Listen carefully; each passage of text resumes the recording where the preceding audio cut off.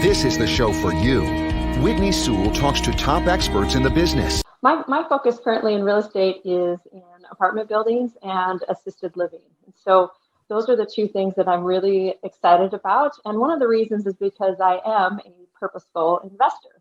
Now, what's a purposeful investor? Well, it's someone that invests not just for profit, but for people and planet as well. So if you have those three P's, I call it the investing trifecta.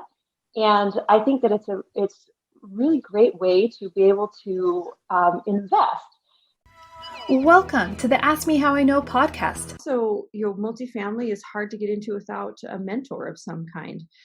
There are definite regulations and laws and requirements that the bank has that are a lot more. And then also, you think about a 100-unit complex, that's going to cost like $15 to $20 million, million with an M. And my brain had never thought about things in millions before.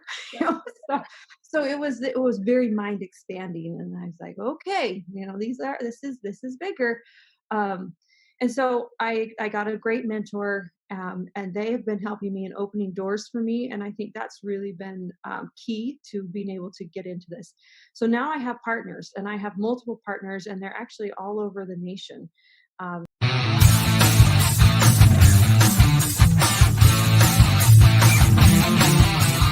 Huge benefits for passive investors. So one of those benefits is time. So you don't have to put in any time into the investment after you've done your due diligence and done all of your education and made sure that say, yes, this investment is good for me, right? Mm-hmm. You're not going to have to drive down and fix a toilet. You're not going to have to meet with the tenants. You're not going to have to do any of that. We hire professional managers to do that for us.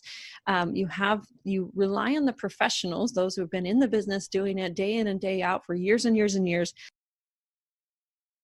Sometimes the plan looks like renovating all the units. And after you renovate the units, you can typically raise the rent because tenants are more than happy to pay for a nicer place.